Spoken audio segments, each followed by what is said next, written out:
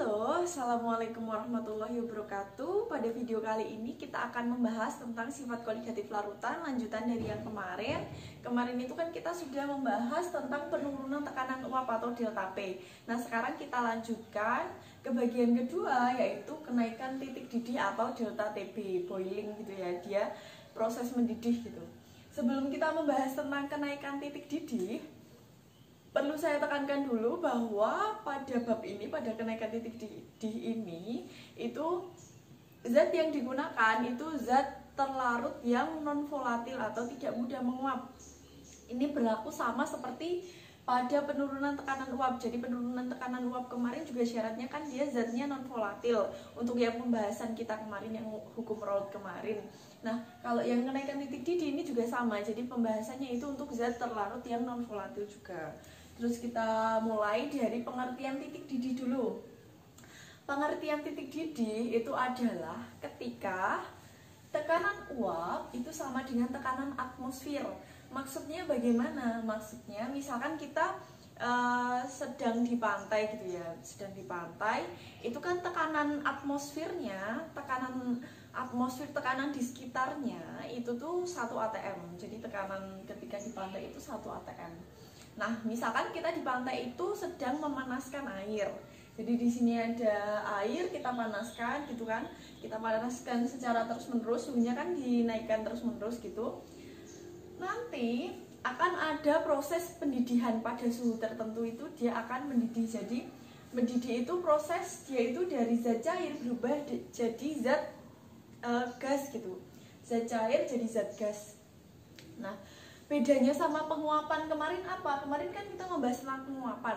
Nah, kalau penguapan itu hanya terjadi di atas permukaan si zat cairnya ini. Jadi di atas permukaan zat cair ini kan ada partikel-partikel. Nah, itu nanti menguap. Tapi kalau proses pendidihan itu nanti partikel-partikelnya itu nggak cuma di permukaan, tapi di seluruh bagian itu akan mengalami proses penguapan. Jadi kan kadang kalau pada saat kita mendidihkan air itu kan di sini ada kayak gelembung gitu ya. Jadi partikel airnya itu nanti akan naik berubah menjadi fase gas gitu.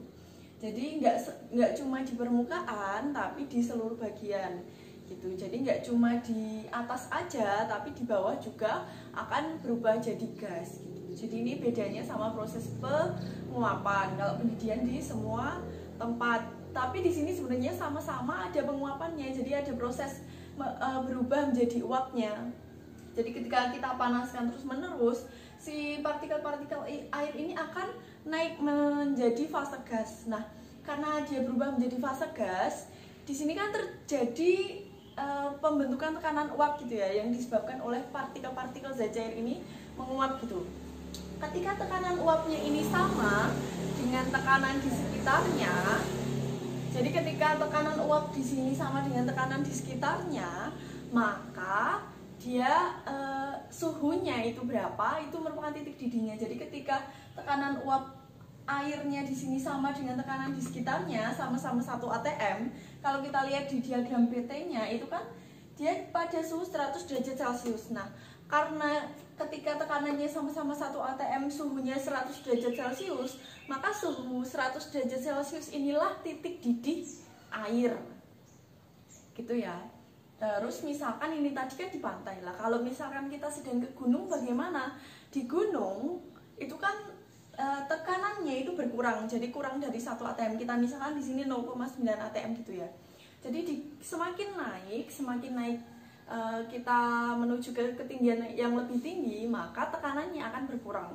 Tekanannya berkurang, maka titik didihnya itu nanti juga berkurang. Jadi kalau kita lihat di diagram PT ini, semakin dia tekanannya itu berkurang, jadi semakin ke bawah sini, dia itu titik didihnya juga semakin berkurang. Jadi sama gitu ya. Jadi ini berkurang, titik didihnya juga berkurang.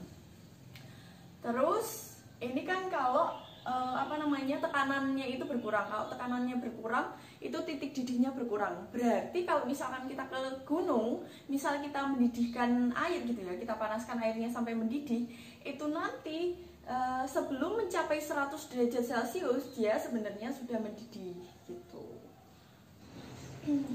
Itu tadi kan misalkan di wadah cuma ada pelarut murni saja, ada air aja.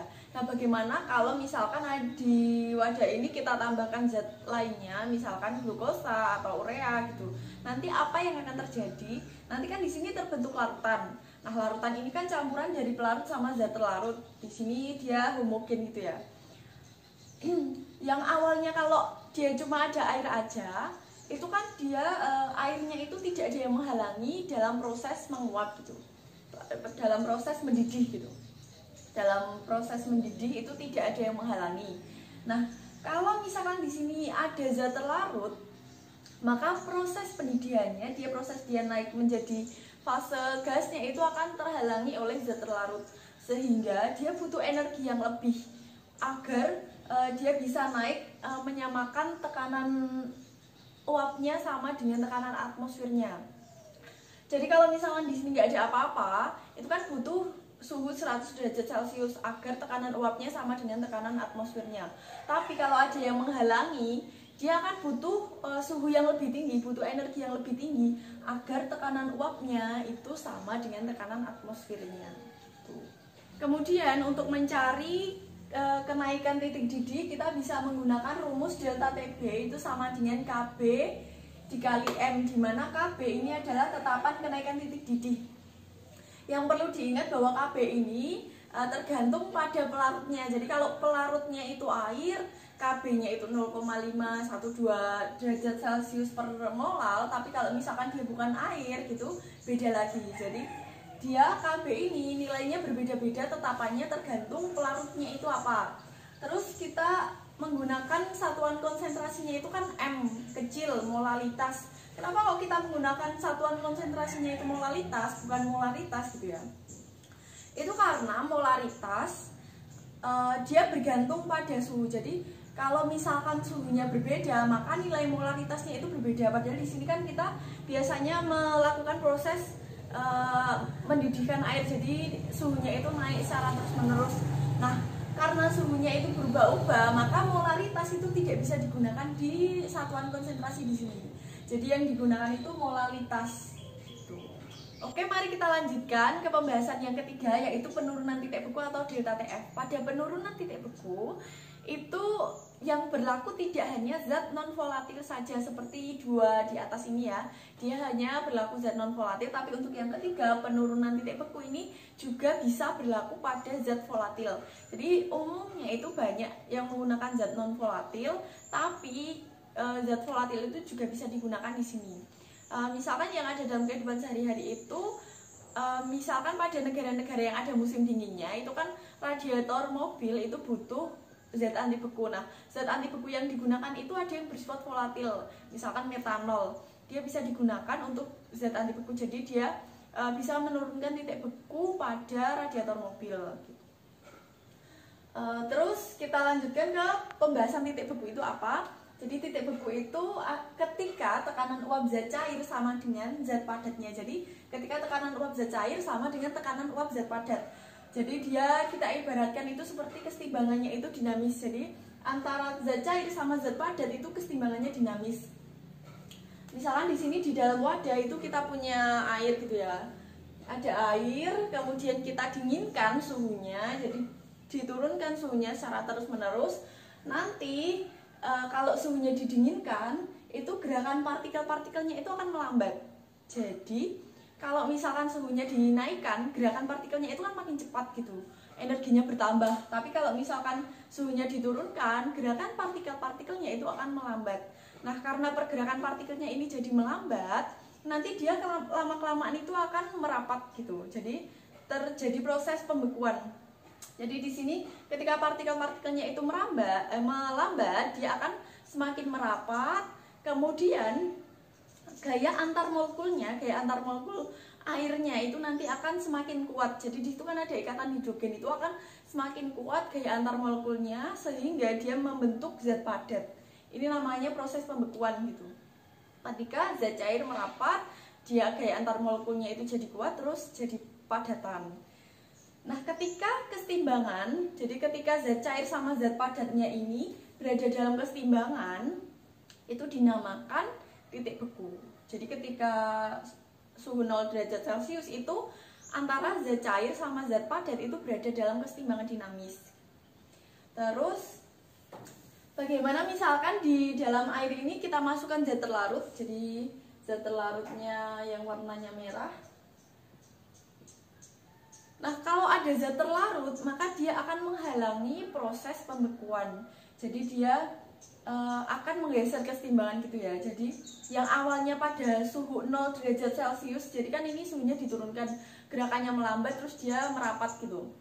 Kalau pada suhu 0 derajat Celcius dia itu sudah membentuk zat padat yang dalam keadaan kesetimbangan, tapi karena ada yang menghalangi, kalau misalkan ada zat terlarut gitu, dia menghalangi. Jadi pada suhu 0 derajat Celcius dia belum tercapai kesetimbangan.